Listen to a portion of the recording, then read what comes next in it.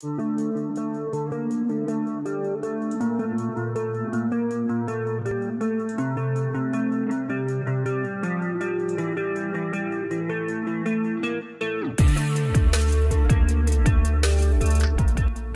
hai, halo, Assalamualaikum warahmatullahi wabarakatuh. Apa kabar? Semoga selalu dalam kondisi sehat walafiat tanpa kurang suatu apa. Ya, berjumpa lagi dengan kami di ruang praktek listrik tempat belajar listrik online. Ya, pada video kesempatan hari ini kita akan membahas salah satu mata pelajaran instalasi tenaga listrik untuk kelas 12 teknik instalasi tenaga listrik. Kita akan bahas sinkronisasi sistem tenaga listrik bagian 1. Ya, kompetensi dasar untuk sinkronisasi tenaga listrik ini yang pertama adalah memahami prinsip kerja sinkronisasi sistem tenaga listrik. Kemudian menganalisis pemasangan sinkronisasi sistem tenaga listrik, mencontohkan prinsip kerja sinkronisasi sistem tenaga listrik, dan menguji sinkronisasi sistem tenaga listrik. Kemudian materi pokok yang akan kita bahas di bagian 1 adalah persyaratan sinkronisasi sistem tenaga listrik, jenis sinkronisasi, dan komponen sinkronisasi. Untuk nanti di bagian kedua adalah sinkronisasi antar generator, sinkronisasi genset dengan PLN, dan sistem proteksi generator sinkron berkapasitas besar. Oke, sebelum kita lanjutkan, pastikan teman-teman sudah menekan tombol subscribe dan notifikasi atau loncengnya agar supaya update video-video dari ruang praktek listrik tempat belajar listrik online, dan semoga bermanfaat. Ya, sinkronisasi sistem tenaga listrik adalah merupakan proses penggabungan dua atau lebih generator atau pembangkit atau sumber listrik dengan proses penyamaan tegangan, frekuensi, sudut fasa, dan urutan fasa. Ya, persyaratan sinkronisasi tenaga listrik. Sinkronisasi tenaga listrik di sini harus ada kesamaan dari hal-hal di bawah ini. Yang pertama adalah tegangan, frekuensi, sudut fasa, urutan fasa, dan bentuk gelombang.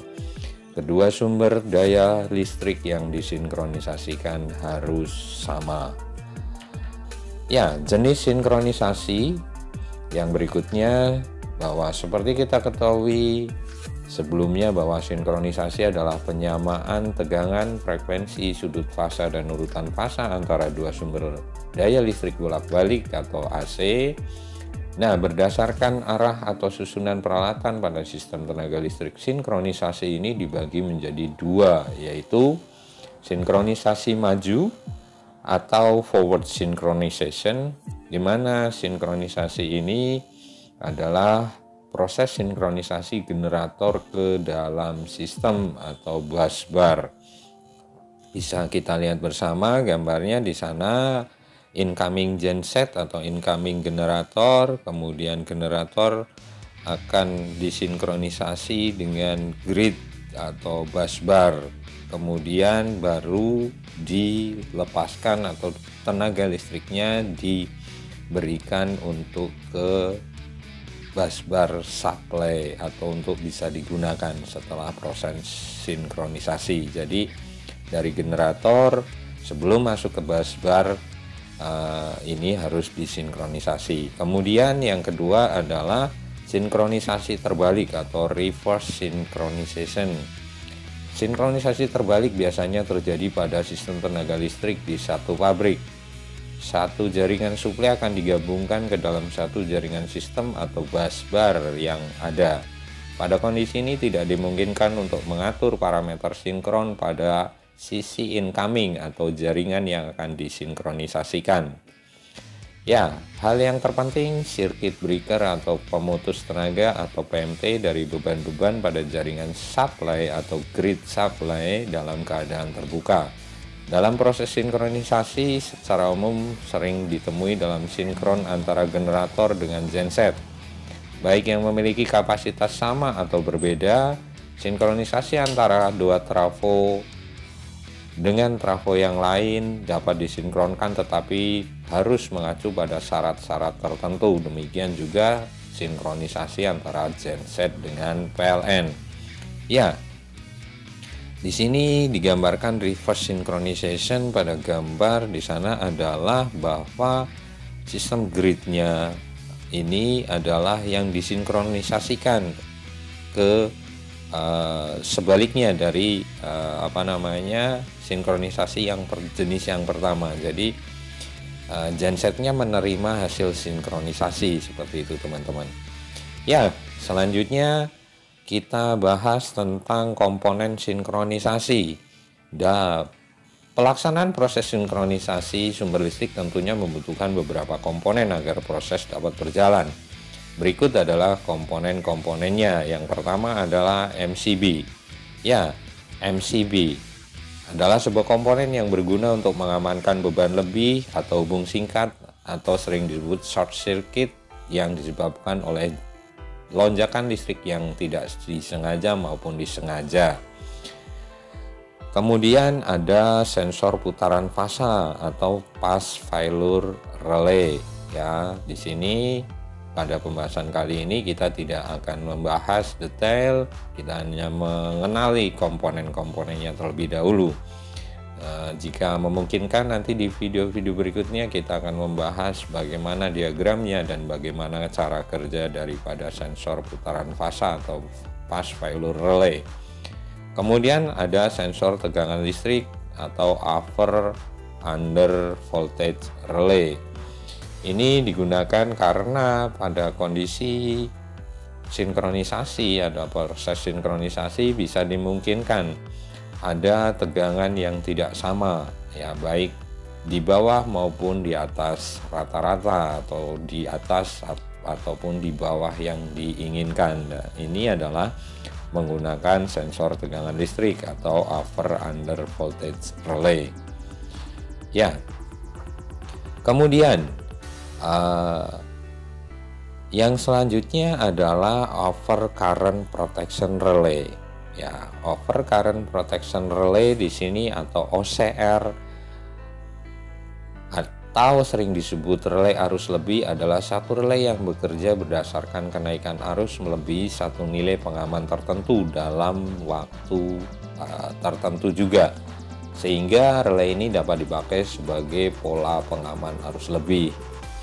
Overcurrent relay atau OCR berfungsi memproteksi peralatan listrik terhadap arus berlebih yang disebabkan oleh gangguan arus hubung singkat. Selain itu, overcurrent relay atau OCR berfungsi untuk mengamankan transformator dari arus yang melebihi dari arus yang diperbolehkan melewati transformator tersebut. Kemudian relay arus lebih atau overcurrent relay. Overcurrent relay di sini fungsinya hampir sama dengan over current protection, ya, OCP OCR, ya. Kemudian yang selanjutnya adalah short circuit protection relay. Short circuit protection relay di sini ya berfungsi untuk mendeteksi ya short circuit pada jaringan atau sistem yang akan disinkronisasikan. Kemudian peralatan sinkronisasi yang berikutnya adalah ground fault relay. Ground fault relay atau earth fault relay di sini adalah relay hubung tanah, berfungsi untuk memproteksi saluran utama tegangan menengah maupun saluran kabel tegangan menengah dari gangguan tanah dalam operasi sistem tenaga listrik. GFR atau ground fault relay maupun OCR atau over current relay sering kali digunakan sebagai pengaman utama atau main protection pada jaringan distribusi tegangan menengah. Ya, ini adalah salah satu bentuk ground fault relay. Kemudian yang selanjutnya, komponen sinkronisasi yang selanjutnya adalah restrike earth fault relay, ya, REFR. Ya, relay ini dipasang pada transformator tenaga yang titik netralnya ditanahkan langsung atau melalui tahanan dan berfungsi untuk membantu relay diferensial dalam mengamankan dari gangguan tanah di dalam belitan transformator. Oke, kemudian reverse power relay. Reverse power relay di sini biasanya digunakan untuk menjelaskan mengenai fenomena perubahan unjuk kerja dari generator menjadi motor. Dengan demikian, sebuah generator yang tadinya menghasilkan daya listrik berubah menjadi atau digunakan atau menggunakan daya listrik. Dengan kata lain, generator tersebut menjadi motor listrik. Hal ini dapat terjadi karena pada dasarnya generator dan motor memiliki konstruksi yang sama. Ya, kemudian yang berikutnya, sinkron check relay. Sinkron check relay adalah digunakan untuk mengetahui sudut fasa dari kedua sumber. Jika jarum berputar, rotating pointer, ya seperti yang ada pada gambar tersebut, berada pada posisi tepat di jam 12, sudut fasa dan kedua sumber sama dengan 0, dapat dikatakan kedua sumber adalah sefasa. Kemudian yang selanjutnya, double frequency meter. Double frequency meter dengan tampilan dua pengukuran dari peralatan yang disinkronkan, misalnya generator dengan sistem tegangan atau sistem yang bekerja simultan. Kemudian KW meter, ya, kilowatt meter, menampilkan daya dari sumber listrik bolak-balik. Kemudian KOSPI meter adalah menampilkan faktor kerja daya untuk jaringan listrik arus bolak-balik. KOSPI meter akan mengukur satu pergeseran fasa antara tegangan dan arus pada sebuah beban listrik. Baik teman-teman, pembahasan untuk bagian 1 sinkronisasi sistem tenaga listrik kita cukupkan sampai di sini. Nantikan video lanjutan di bagian kedua tentang sinkronisasi sistem tenaga listrik. Dan pastikan teman-teman sudah menekan tombol subscribe dan notifikasi supaya tidak ketinggalan video-video dari Ruang Praktek Listrik, tempat belajar listrik online. Sekali lagi terima kasih dan semoga bermanfaat. Wassalamualaikum warahmatullahi wabarakatuh.